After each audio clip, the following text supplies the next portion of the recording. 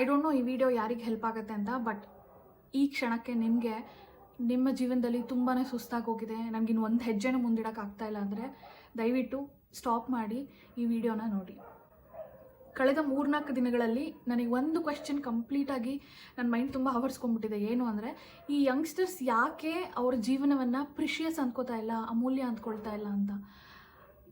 Easy ಹಿಂಗೆ decision ತೊಗೊಳೋದು, ಹಿಂಗೆ ಲೈಫ್ ಎಂಡ್ ಮಾಡೋದು ಅಂತ ಅಂದ್ಕೊಂಡ್ಬಿಟ್ಟಿದ್ದಾರೆ. ಯಾಕೆ ಹಂಗೆ ಅನ್ನಿಸ್ತು ನನಗೆ ಅಂದರೆ, 3-4 ದಿನಗಳಲ್ಲಿ ನಾನು 2 ಆತ್ಮೀಯ ಗೆಳೆಯರನ್ನ ಕಳ್ಕೊಂಡೆ. 3 ದಿನಗಳ ಹಿಂದೆ ನನ್ನ ಆತ್ಮೀಯ ಗೆಳತಿ ಒಬ್ಬಳು ಅವಳೇ ತೊಗೊಂಡಿದ್ದ ನಿರ್ಧಾರ ಅವಳ ಜೀವನನ ಎಂಡ್ ಮಾಡಿಕೊಂಡ್ಳು. ಆ್ಯಂಡ್ ಇವತ್ತು 3 ದಿನದಿಂದ ಮಿಸ್ ಆಗಿದ್ದಂಥ ಇನ್ನೊಬ್ಬ ಆತ್ಮೀಯ ಗೆಳೆಯ ನನ್ನ ಬೆಸ್ಟ್ ಫ್ರೆಂಡ್ ಕಸಿನ್. ಅವಳ ಮದುವೆನಲ್ಲಿ ನಾವಿಬ್ಬರು ತುಂಬ ಒಳ್ಳೆ ಫ್ರೆಂಡ್ಸ್ ಆಗಿದ್ವಿ. ಆತನೂ ಕೂಡ 3 ದಿನಗಳಿಂದ ಮಿಸ್ ಆಗಿದ್ದು ಇವತ್ತು ಗೊತ್ತಾಗಿದೆ ಅವರು ಕೂಡ ಅವ್ರ ಜೀವನವನ್ನು ಎಂಡ್ ಮಾಡ್ಕೊಂಡಿದ್ದಾರೆ ಅಂತ. ನನಗೆ ನೋವಿಗಿಂತ ಆಶ್ಚರ್ಯ ಜಾಸ್ತಿ ಆಗ್ತಾ ಇದೆ. ಯಾಕಂದರೆ ಇಬ್ಬರೂ ಕೂಡ ವೆಲ್ ಎಜುಕೇಟೆಡ್. ಈ ಕಡೆ ನನ್ನ ಬೆಸ್ಟ್ ಫ್ರೆಂಡ್ ಇದ್ದಾಳಲ್ಲ, ಅವಳು ನೋಡೋಕ್ಕೆ ತುಂಬ ಚೆನ್ನಾಗಿದ್ದಾಳೆ, ವೆಲ್ ಎಜುಕೇಟೆಡ್, ಎಂಜಿನಿಯರಿಂಗ್ ಮುಗಿಸಿ ಎಂಜಿನಿಯರ್ ಆಗಿ ಸಾಫ್ಟ್ವೇರ್ ಇಂಜಿನಿಯರ್ ಆಗಿ ಕೆಲಸ ಮಾಡ್ತಾ ಇದ್ದಾಳೆ. 1.5 ಲಕ್ಷ 2 ಲಕ್ಷ ಸಂಬಳ ಬರುತ್ತೆ. ಆ್ಯಂಡ್ 4 ವರ್ಷದಿಂದ ಮದುವೆ ಆಗಿದ್ಲು. ಆ್ಯಂಡ್ ಈತ MBBS ಮಾಡಿ ಕಷ್ಟಪಟ್ಟು ಓದಿ ಡಾಕ್ಟ್ರಾಗಿ ಮೆಡಿಸಿನ್ ಪ್ರಾಕ್ಟೀಸ್ ಮಾಡ್ತಾಯಿದ್ರು.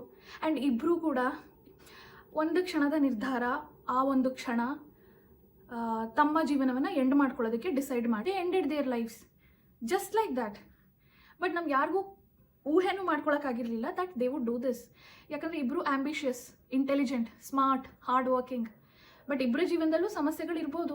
ನನ್ನ ಬೆಸ್ಟ್ ಫ್ರೆಂಡ್ ಅವಳ ಸಮಸ್ಯೆಗಳು ಅವಳಿಗಿತ್ತು, ನಮಗೂ ಗೊತ್ತಿತ್ತು. ಬಟ್ ಅದಕ್ಕೆ ಸೊಲ್ಯೂಷನ್ನು ನಾವು ಕೊಡ್ತಾಯಿದ್ವಿ, ಇದರಿಂದ ಹೊರಗಡೆ ಬಾ ನೀನು ಅಂತ. ಬಟ್ ಈ ಒಂದು ನಿರ್ಧಾರ ತೊಗೋತಾಳೆ ಅಂತ ನಾವು ಯಾರೂ ಗೆಸ್ ಮಾಡಿರಲಿಲ್ಲ. ಆ್ಯಂಡ್ ಈತ ಅವನ ತುಂಬ ಕ್ಲೋಸ್ಡ್ ಸರ್ಕಲ್ ಹೇಳೋ ಪ್ರಕಾರ ಏನೂ ಸಮಸ್ಯೆ ಇರಲಿಲ್ಲ.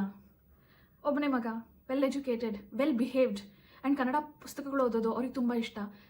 ಸೊ ಹೀ ಈಸ್ ಅ ಜ್ಞಾನಿ. He has that emotional quotient and emotional knowledge as well along with academics knowledge. So ಇಂಥವರು why do they take this decision? I don't understand. ನಿಜವಾಗ್ಲೂ ನಂಗೆ ಅರ್ಥ ಆಗ್ತಾಯಿಲ್ಲ. ಸಮಸ್ಯೆ ಎಂಥದ್ದಾಗಿರಲಿ, ಕತ್ತಲೆ ಎಷ್ಟು ಗಾಢವಾಗಿರಲಿ, ಬೆಳಕು ತನ್ನ ದಾರಿ ಮಾಡ್ಕೊಂಡು ಬಂದೇ ಬರುತ್ತೆ, ಹೌದಲ್ವಾ? ಹಾಗೇನೆ ಅಷ್ಟೇ, ಏನಾದರೂ ಸಮಸ್ಯೆ ಇರಲಿ, ಇವತ್ತಿನ ಅಸಾಧ್ಯವಾದ ನೋವು ನಾಳೆಯ ಮೆಮೊರಿ ಆಗೋಗುತ್ತೆ, ನೆನಪಷ್ಟೇ ನಾಳೆಗೆ. ಜನವರಿನಲ್ಲಿ ನಮ್ಮ ತಾಯಿ ಒಂದು ಸೀರಿಯಸ್ ಇಲ್ನೆಸ್ಸಿಂದ ಡಯಾಗ್ನೋಸ್ ಆದರು. ಆ ಕ್ಷಣದಲ್ಲಿ ನನಗೂ ಅಷ್ಟೇ ಅಸಾಧ್ಯ, ಇದನ್ನೆಲ್ಲ ನಾನು ನಿಭಾಯಿಸೋಕ್ಕಾಗಲ್ಲ ಅನಿಸಿತ್ತು ನನಗೆ.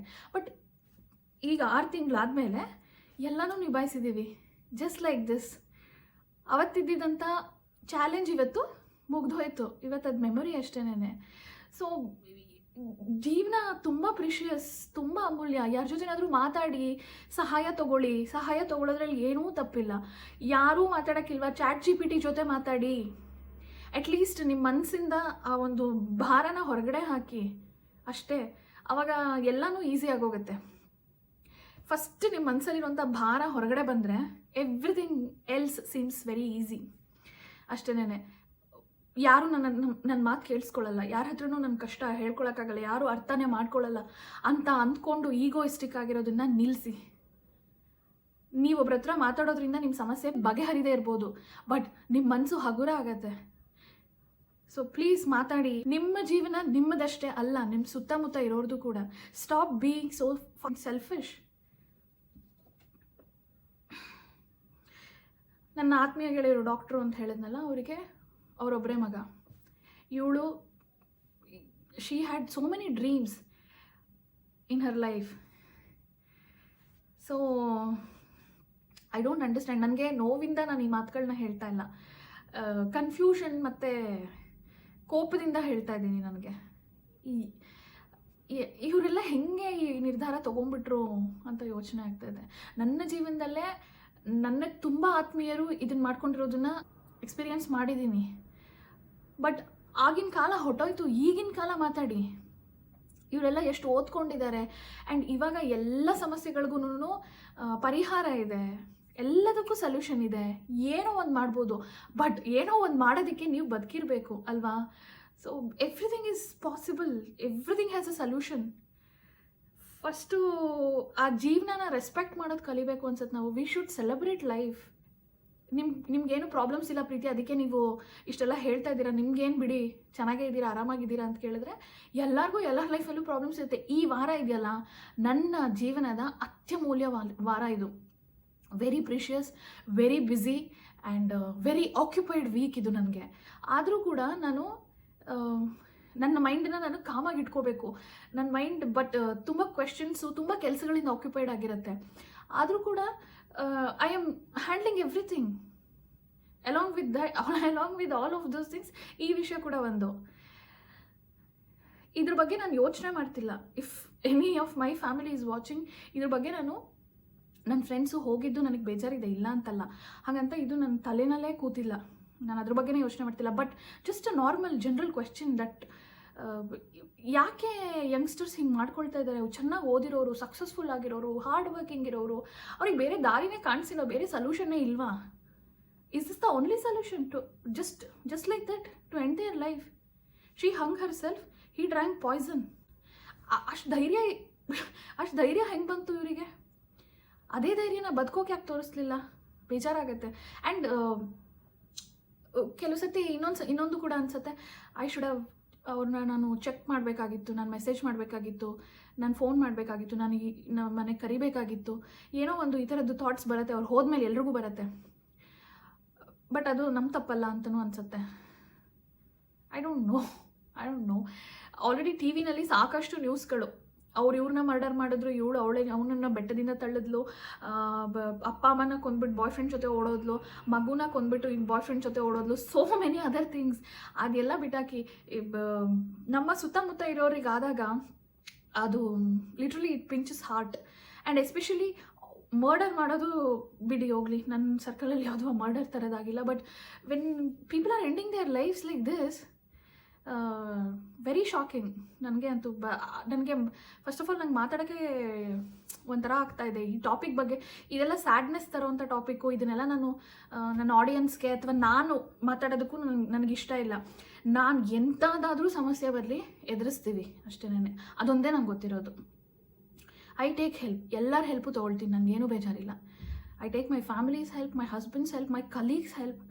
ಏನಿದೆ ಅದನ್ನು ಆನೆಸ್ಟಾಗಿ ಹೇಳಿಬಿಟ್ಟು ನಾನು ಹೆಲ್ಪ್ ತೊಗೊಳ್ತೀನಿ, ತಪ್ಪೇನೂ ಇಲ್ಲ. ನೀವು ಅಷ್ಟೇ ಹಾಗೆ ಮಾಡಬೇಕು.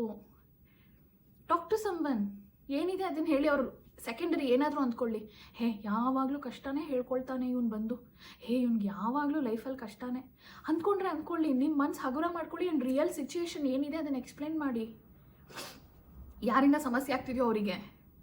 ಹಾಗಂತ just ending your life is not a solution. ಬದುಕನ್ನು ಸಂಭ್ರಮಿಸೋಣ. ತುಂಬ ಅಮೂಲ್ಯವಾಗಿ ನಮಗೆ ಈ ಜನ್ಮ ಸಿಕ್ಕಿದೆ.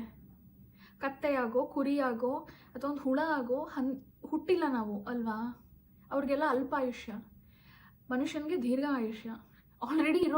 ಆಲ್ರೆಡಿ ಬರ್ತಾ ಇರೋವಂಥ ಕಾಯಿಲೆ ಕಸಾಲೆಗಳ ಮಧ್ಯೆ ನಾವು ತುಂಬ ಕಡಿಮೆ ಬದುಕೋದು.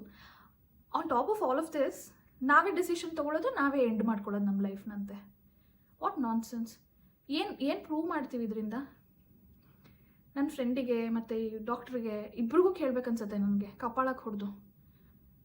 ನಿಜವಾಗ್ಲೂ ಏನು ಸಾಧನೆ ಮಾಡಿಬಿಟ್ರಿ ನೀವು ಇವಾಗ? ಇಷ್ಟು ವರ್ಷ ಓದಿ, ಇಷ್ಟು ವರ್ಷ 4 ವರ್ಷ ನೀನು ಟಾಕ್ಸಿಕ್ ಮ್ಯಾರೇಜಲ್ಲಿದ್ದು ಏನು ಮಾಡಿದೆ ನೀನು ಅಂತ ನನ್ನ ಫ್ರೆಂಡನ್ನು ಕೇಳಬೇಕು ಅನ್ಸುತ್ತೆ ನನಗೆ.